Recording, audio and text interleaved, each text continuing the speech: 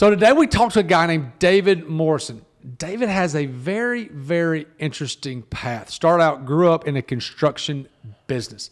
Dad was teaching him how to do cabinets at 12, okay? 12 years old, teaching him how to do cabinets. So this construction, as he said, sawdust is in his blood. He's got a really interesting journey. Grew up in Miami, from the Birmingham, Tuscaloosa area, grew up in Miami, then moves back, has a massive, massive battle with drugs. In and out, even has a stint in prison, but has come out on the other end and got a wonderful business. He's had a handful of wonderful mentors that we talk about in the episode. And if you know somebody that's dealt with addiction, if you know somebody that's dealt with addiction and has a vision of owning their own business, you got to send them this episode with David Morrison.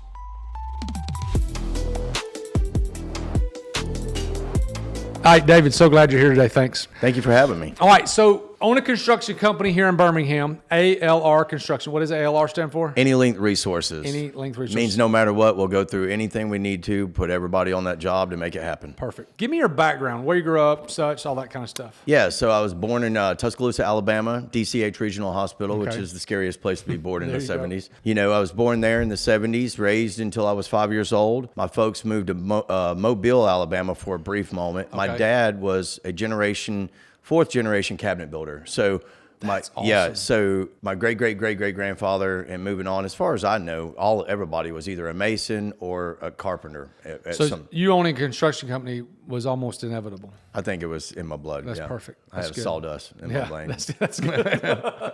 Okay, so grew up, they moved to Mobile, then tell me about the brief snapshot of childhood. So my dad was part of Morrison and Sons Cabinetry in Alabama, Tuscaloosa. My grandfather started that shop years ago. Can't really remember. But around 5 years old, my dad moved to Mobile, where there was more opportunities in the 70s or early 80s at this point. Yeah. He got a job. Him and my uncle separated from my grandfather, moved down there. Next thing you know, the next stop was Miami, Florida. So I grew up in Dade County, Florida from age 6 till 17. Oh, wow. So not Birmingham. Not Birmingham. Very not Birmingham.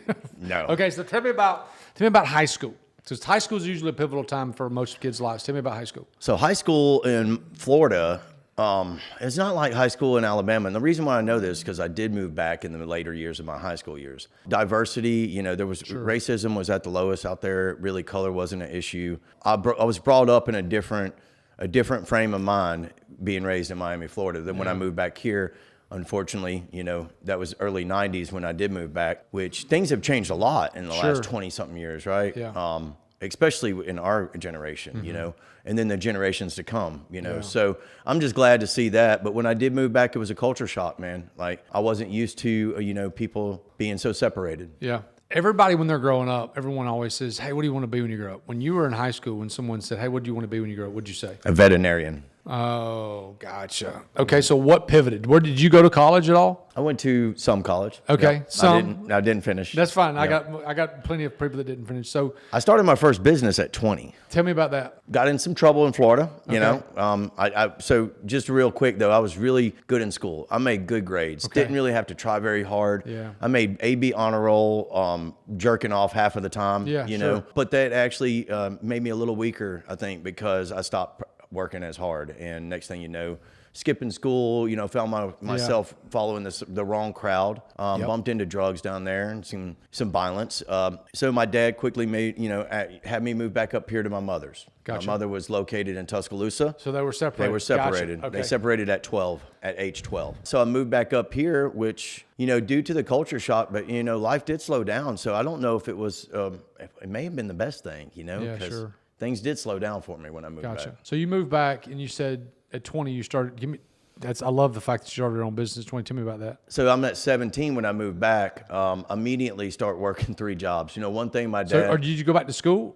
No. You did not? My mom took me and enrolled me, and they wanted me to repeat the 11th grade, and I told them I wasn't going to do that. So I went and got a job. So you start at 17 working 3 jobs. Tell me about those jobs. So my mom worked at, what was it called? Supermax or some grocery store at the time, right? So she got me a job working there. Okay. Which... And she was fine with you not being in school? I think she was okay not controlling me. Okay. Yeah. I don't know if she was fine with it or not, she gave in. Yeah, she gave in. Got it. All right, keep going. And then I got to work with my uncle, who was doing a construction site during the day. Okay. And I was toting lumber for these guys. But my dad had taught me how to build cabinets already. I had been working in a cabinet shop at age 12. I was Okay. opening my dad's cabinet shop in Miami at 12 years old. I would ride the city bus from school, open the shop at age 12, work on whatever he had laid out for me until he got there from his day job. So he had it. Wow. Yeah. So I was already very crafty, is Sure. a good word to say. But I didn't know my skills at the time because I was still young. To me, it wasn't. It was just doing what my dad told me to do. Sure. Right. But I eventually caught on really quick at the construction site with my uncle. Next thing you know, these guys have me doing what they're doing. About age 17, I go to work for a siding company. Within 3 months there, I'm in charge of a 5-man crew. That's awesome. And ever since then, I've never looked. I've always been the boss. That's not a bragging term. No. It's just the elevated ability and skill set was there, at an early age. Well, you had that way before I did. I mean, like I didn't own my own first business until I was 34, 33. And here you are at 17 years old, and that's amazing. So I learned the siding trade. I worked for the siding company called Perfection Siding in Tuscaloosa, Alabama. I was there for about 3 years, and I was running a crew for them, 5 men, and all these men were older than me. I was the youngest one. And then one day we hired a new guy, and I liked this guy, but I was training him. I found out this guy made like $5 more an hour than me. And I went to my boss, and I was 17, 18 years old. I wasn't very old, maybe 19 at the time. And I said, look, this guy's, I know he's making more than me, and it's not even about that. It's about what I'm making. And he told me that he wasn't giving me no more money. I could quit. So what did I do? I quit. That was when I started my first company. It's at 18 years old. It was 18 to 20. I can't remember the exact date. So what kind of company was it? I was subcontracting siding from another. So Perfection Siding and Superior were the two competitors in the area at the time. And I would subcontract siding jobs from Superior. So I was self-employed, 1099 employee through them, getting paid per job instead of by the hour. So Superior to get the job, they'd hire David. And me and one other guy, we went and installed. And installed it all. And I started making $2,500 to $5,000 a week. That's awesome. So that turned into, it was just me and one other guy that we were working. Quickly turned into me hiring a crew, and it turned into me also buying my own equipment, because at that time they would actually lease me the equipment and take a percentage of it. Well, then I invested my money. I bought my own truck, bought some tools, but I didn't stop using theirs. I created another crew with my own tools and trucks. So you're leasing their stuff, and with Crew A, you saved enough money and bought your own stuff, and you had a new crew. You got Crew B. And they were doing my work, not subcontracted work. Through the course of this, I had started soliciting myself. You'll be amazed how many people will give a young man an opportunity when he comes up to you. Dude, I'm one of them. Yeah. Okay, so let's go through this for everybody. So Superior Siding gets a job. The job is, they charge the client $5,000. They pay David, the subcontractor, how much? About? Well, it's just, we usually make probably half of that. Okay. Yeah. So you're making $2,500 on this job. Superior's getting $5,000. You're making $25,000. They're making $25,000. And they supply all the materials though. They do supply the materials. Out of their profit comes to the materials. So they make 15, 20%.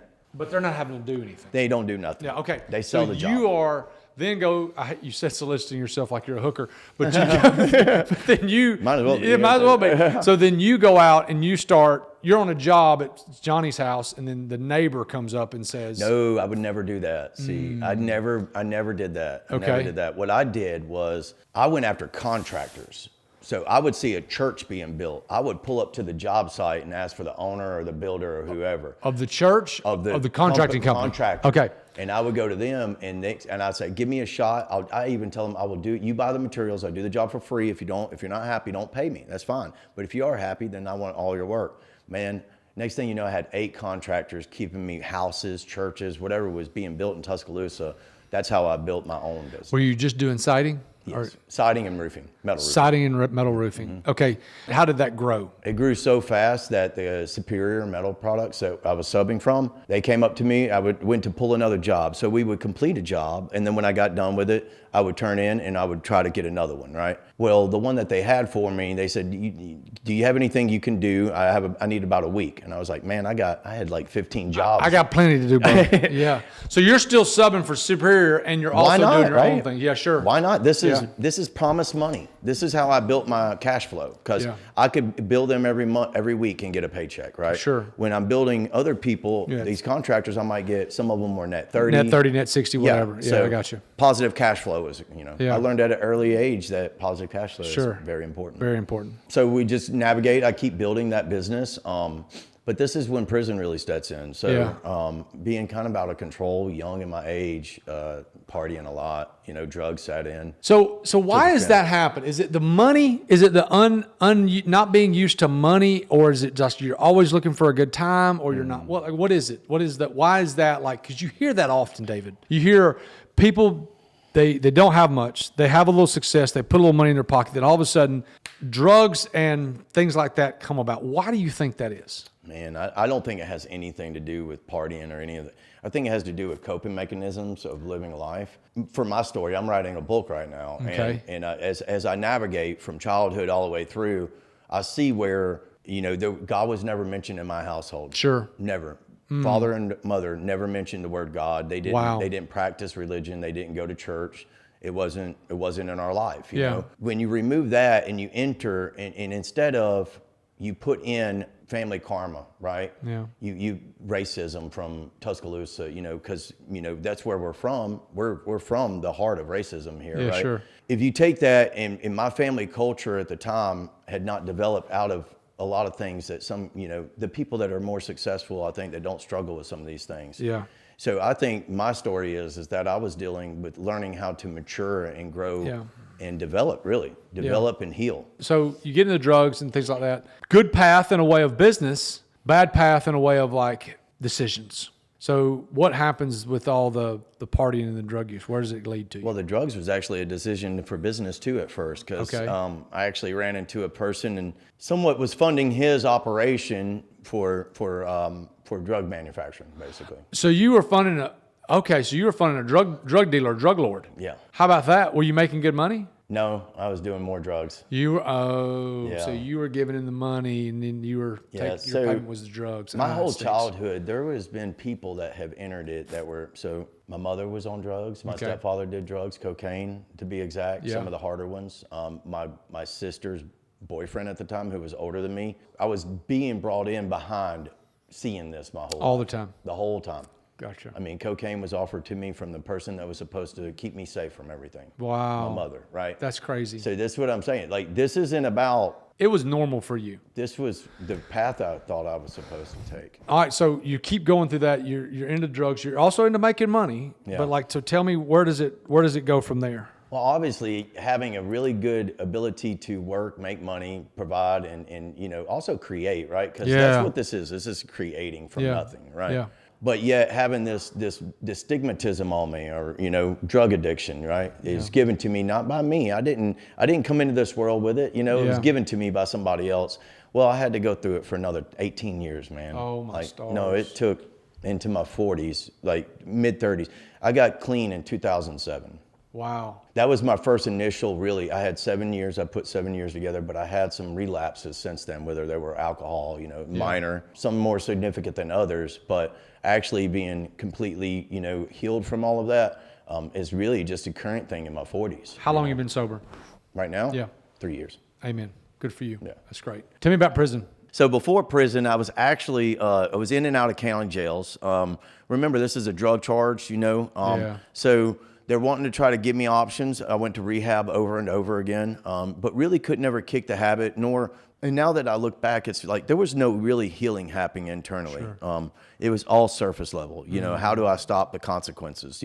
Not how do I heal what's going on inside of me. But I wasn't even mature enough, nor have I been given the devices needed to even know that, right? From my parents. But these had to develop internally. So what I find out is more things that I learned today are more aligned with me. I find out that God gave me everything I needed inside of me. I just had to find it. I go to prison.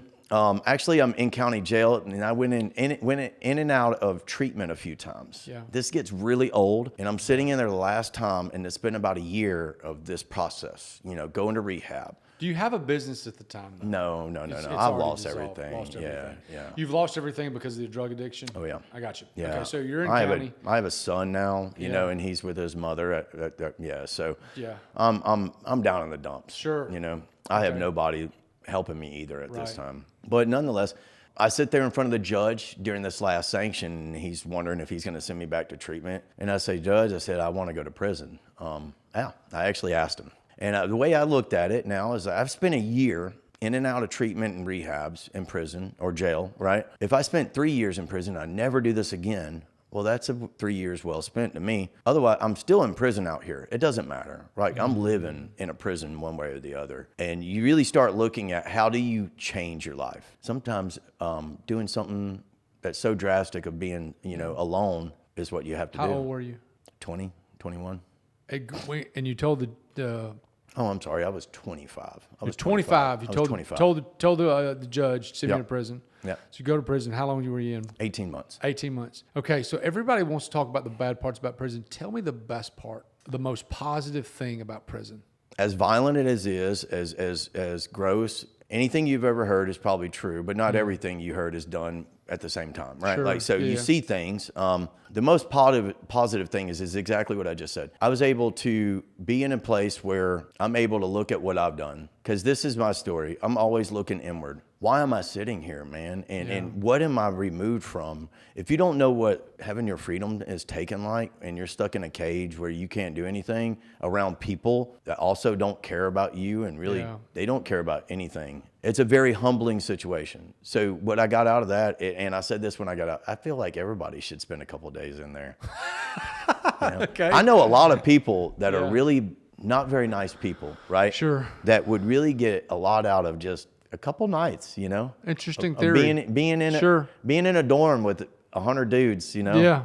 During your time in there, you look back on that time. What was there anything you would have done different while being in prison? I was in such a fragile mental state, man. I'm not even the same human being I am today from there. I don't know if I would do anything different, I really don't. I think if I was there today, maybe, the question is, I would do something different. I would read more, Yeah, that's good. I would do a lot more journaling and soul-searching. Gotcha. Okay, so there's some sort of redemptive process in this. Tell me about Jesus. When did you find Jesus? Because all of this, I've dealt with my family members with addiction, things like that. The most important thing, in my opinion, in all these addictive personalities, gambling, sex, drugs, whatever, it's all about how does the relationship with Jesus heal you? Tell me about your encounter with Jesus for the first in real time. The first time was age 12 or 13. Okay. And it was right before I moved back to Birmingham, just shortly before that.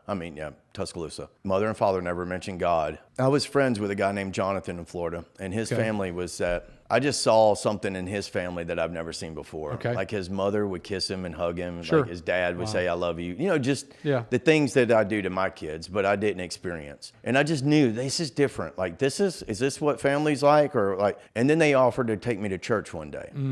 And that's when the first encounter in anything was then. And I remember the pastor walking up to us. We walked through the doors. He knows John's dad really well, because he's part of the church. And he comes up to me and he just simply says, Jesus loves you. And man, he touched me on my shoulder, and I felt like there was the fire from the sun went through me, and it just lit a flame up inside of me. And I started weeping like a child, like a baby. Yeah. Like it was just that instant, just those few words. And then the touch, it was literally like Jesus just lit me up, man. And then that flame lay dormant, it didn't. So, obviously. It went dormant for a while. But actually what happened is the world started attacking me. Sure. So once Jesus acknowledged me, then the world also acknowledged me as well. And that's when you carry a bright light, man, the world will attack you trying to dim it. So tell me about post-prison and finding Jesus then. I wish it was a short road, but man, I get out of prison, and I am married at the time with my son's mother. But through that, through me being away, she had not been faithful. Sure. So as soon as I get out, I actually move in with my father. I choose not to go back to the house that I bought, you know, that she lives in. But I wish the story started right there, man, but the story really doesn't. You know, I relapsed immediately after that, and I'm facing 52 new felonies within 3 months of being out of prison. Like, that quick. You committed 52 different, or whatever, They're charges. Forgery, forged instrument, you know, check fraud, things like that. You know, I was more of a blue collar thief, you know. Yeah. Wow. Okay. So tell me from there, where does it go? I did what I knew best is I need to get off the drugs. Regardless if I go back to prison, I don't want to go the way I look. And I go to treatment right over here on Arkadelphia. Okay. I had been there before. I knew that they had a program for people that were just released from prison. So I go over there, and I already been there, and I know the ladies that work there really well. Right. And it's a funny story. I pull up in a Ford F-150 that's got no brakes, like it can't go nowhere. The tires actually get flat while I'm walking inside. Like, God bless it. This is what life I'm living, right? Yeah.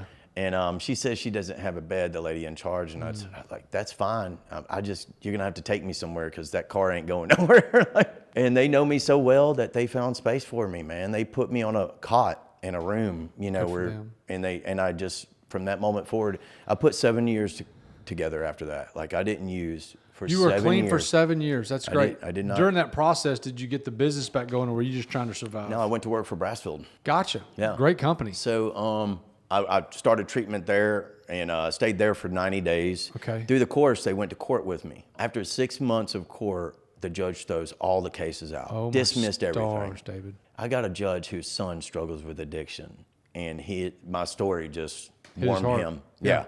So he just told me to keep doing what I was doing. That's great. You know, and it was exactly what I needed at the time. So 7 years, then you start working for Brassfield, which I think is an amazing company. We work with them all the time. No, I was working for Brassfield before 13 years. The 7 years I was clean, I worked for them. Yes. Here's the question I have. This is for people out there that have struggled with addiction, or people that have dealt with it, or know people that dealt with it. What caused you to relapse? So I was working a 12-step program like most people. Yeah. NA, Narcotics Anonymous. Yeah.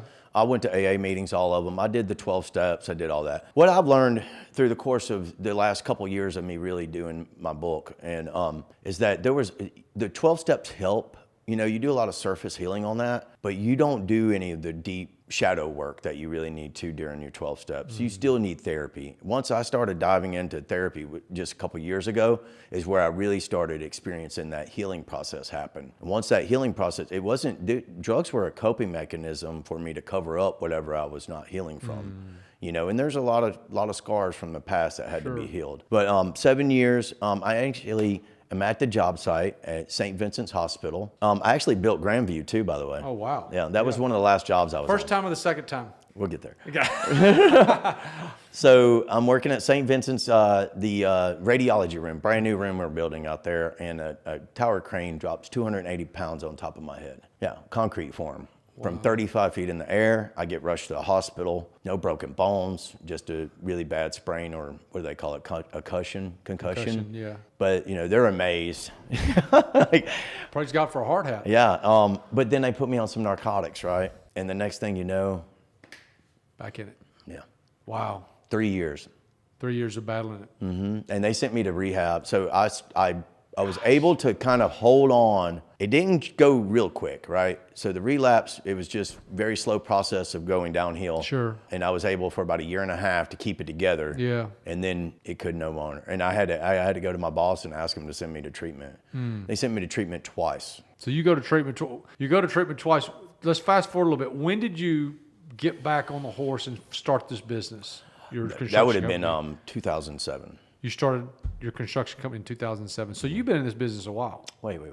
No, I'm sorry. 2014. 14. I've been in business 9 years.